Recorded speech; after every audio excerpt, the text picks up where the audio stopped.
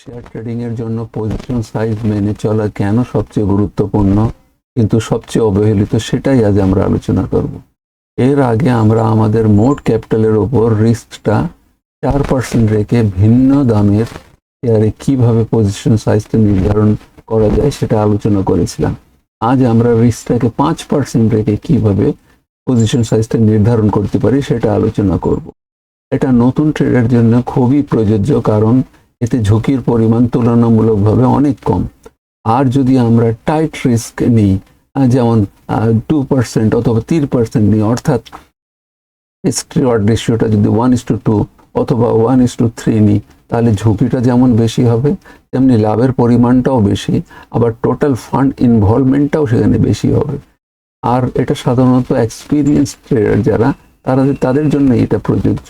এটা আমরা সহজভাবে আর একটুখানি বুঝতে পারি যে কিভাবে, যে আপনি যদি প্রতি ট্রেডে একই রিস্ক রাখতে চান তাহলে সব শেয়ার একই কোয়ান্টিটিতে কেনা যাবে না, কারণ প্রতিটি শেয়ারের রিস্ক পার শেয়ার আলাদা। যেমন আমরা উদাহরণ দিয়ে বুঝতে পারি যে ক্যাপিটাল যদি 1 লাখ টাকা হয়, তাহলে রিস্ক পার ক্যাপিটাল অথবা রিস্ক পার ট্রেড কত, আমরা 1%-এর বেশি নিব না। বিশেষ করে নতুনরা আমরা 1000 টাকা বেশি নিব না। শেয়ার ধরি শেয়ার প্রাইসটার দাম কত, 130 টাকা 40 পয়সা, তাহলে রিস্ক পার শেয়ার কত হয়ে গেল, 130 টাকা 40 পয়সা ইন্টু 5%। কেন আমরা এই রিস্ক পার শেয়ারে কত নিব, 5%। আমরা রিস্ক ক্যাপিটালে নিয়েছি 1%, কিন্তু শেয়ারে নিয়েছি 5%। তাহলে এটা কত দাঁড়াবে, 130কে 5 দিয়ে 5% দিয়ে পূরণ করলে পরে 6.52। তাহলে আমার পজিশন সাইজটা এখন, মানে পজিশন সাইজ মানে কতটা শেয়ার আমাকে নিতে হবে, এই যে 1000 টাকা ডিভাইডেড বাই 6.52 মানে 153 শেয়ার।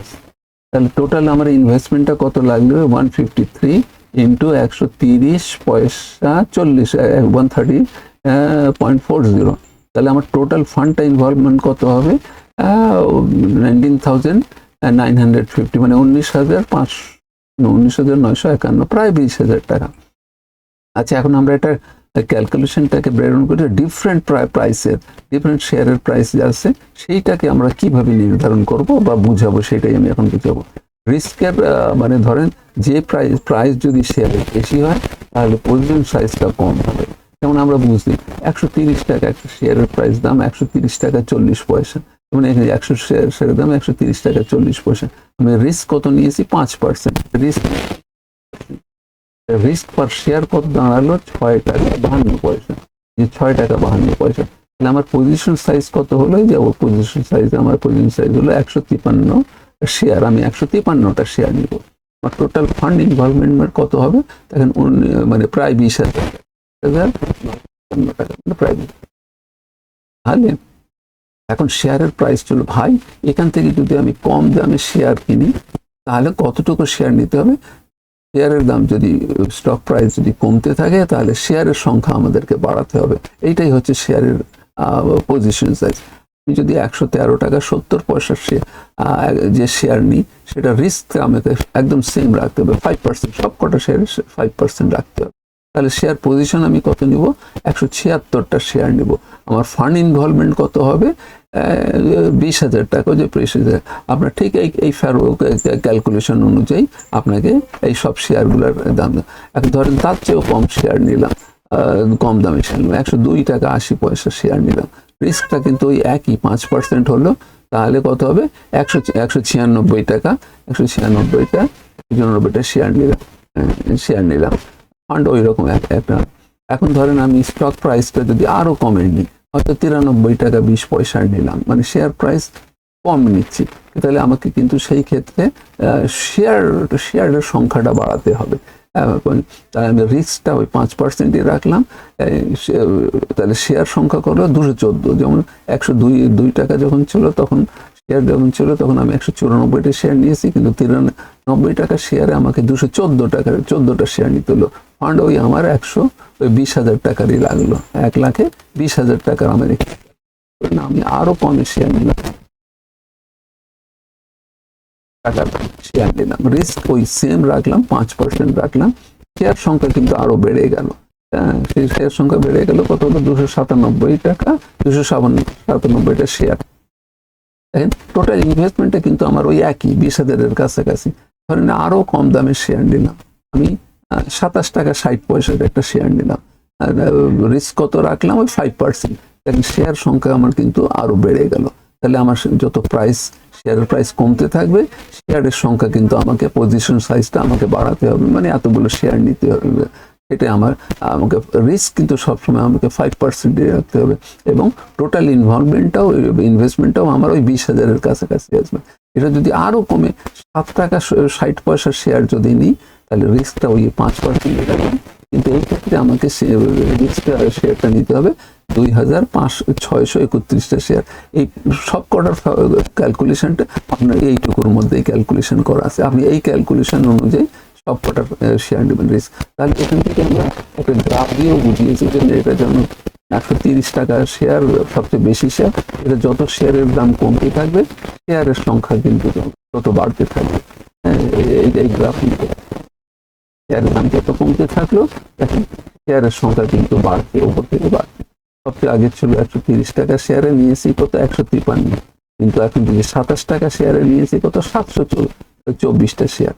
এবারে শেয়ার সংখ্যা বাড়ছে। স্টক প্রাইস কম হলে বেশি হবে, এবং স্টক প্রাইস বেশি হলে শেয়ারের কোয়ান্টিটিটা কম হবে। আর এটাই সবচেয়ে গুরুত্বপূর্ণটা কি, আমি সবসময় 1,000 টাকা মানে 1%, টোটাল ক্যাপিটালের 1% কি থাকবে, সাথে টোটাল ইনভেস্টমেন্টও প্রায় একই থাকবে। দেখেন রিস্ক সব 5% এবং টোটাল ইনভেস্টমেন্টটাও ঠিক একই কাছাকাছি 20,000 টাকারই। তাহলে এখানে ওই চার্টটা ভালো করে দেখলে কি বুঝতে পারা যায়, যখন শেয়ারের দাম কম তখন আমরা বেশি কোয়ান্টিটিতে কিনছি, আবার যখন শেয়ারের দাম বেশি তখন আমরা কম কোয়ান্টিটিতে কিনছি। কিন্তু মজার ব্যাপার হলো আমার রিস্কটা কিন্তু সব ক্ষেত্রে একই। এই যে আমাদের রিস্কটা কিন্তু সব ক্ষেত্রে এই একই, রিস্কটাকে পার্সেন্টই রেখেছি। এইটাকে আমি, এর মানে হচ্ছে কি, প্রাইসটা পরিবর্তন হবে, কোয়ান্টিটিটাও পরিবর্তন হবে। আর প্রফেশনাল ট্রেডাররা সবসময় করে কি, কখনো রিস্কটা পরিবর্তন করবে না। রিস্কটা আগে তারা রিস্কটা ঠিক করে নিবে যে 2% রিস্ক নেবো না, 3% রিস্ক নেবো না, 4% না 5%। হ্যাঁ, এটা নেই। তাহলে আমাদের স্টপ লসটা হচ্ছে 5%, এটা ফিক্সডই থাকছে। রিস্ক পার শেয়ারটা যদি বের করতে হয়, তো প্রাইস কি আমি এই 5% দিয়ে পূরণ করলে রিস্ক পার শেয়ারটা, টোটালি ইনভেস্টমেন্টটা প্রায় একই রকম থাকবে, প্রায় 20,000 টাকার কাছাকাছি থাকবে, কিন্তু কোয়ান্টিটিটা পরিবর্তন হচ্ছে। আচ্ছা, আর একটা উদাহরণ দিয়ে আমি আপনাদেরকে বুঝাই। যেমন ধরুন রহিম আর করিম দুইজনাই নতুন ট্রেডার। হ্যাঁ, আর রহিম কিনলো 130 টাকায় 100টা শেয়ার, আবার করিম কিনলো শুধু 30 টাকায় 100টা শেয়ার। দেখেন দুইজনাই কিন্তু 100টা শেয়ার নিল, কিন্তু দেখেন প্রাইসের ক্ষেত্রে রহিমের প্রাইসের দাম কত, শেয়ারের দাম কত ছিল, 130 টাকা। 130 টাকায় সে 100টা শেয়ার কিনেছে। আর করিম একটা শেয়ার কিনলো, সেটার দাম 30 টাকা। কই 100 টাকা 30 টাকা, আর করিম কিনলো অনেক কম দামে শেয়ার, কিন্তু শেয়ারের সংখ্যা সে কিন্তু একই রাখলো। এর ফলটা কি দাঁড়াবে, করিমের উচিত ছিল শেয়ারের দাম যখন কম নিয়েছে, শেয়ারের সংখ্যাটা বাড়ানো উচিত ছিল, কিন্তু সে না বাড়িয়ে দুইজনের সমান করলো। ফলটা কি দাঁড়ালো, দুইজনেই ভাবলো আমরা স্মার্ট ট্রেড করেছি, দুইজনেই ভাবছে আমি স্মার্ট ট্রেড করেছি। কিন্তু মার্কেট কি, ফলটা কি হলো, মার্কেটটা ধরে নিই যে মার্কেটটা 5% ফল করলো। তাহলে রহিমের লস হলো কত, 130 টাকা শেয়ারে তার 100টা শেয়ার 130 টাকা, তার লস হয়ে গেল 650 টাকা। কিভাবে ক্যালকুলেশন করলাম, 100কে 5% দিয়ে পূরণ করে 130 দিয়ে পূরণ করলাম, তাহলে কি হলো, তার লস হয়ে গেল 650 টাকা। আর করিম কত লস হলো, তার 150টা টাকা লস হলো।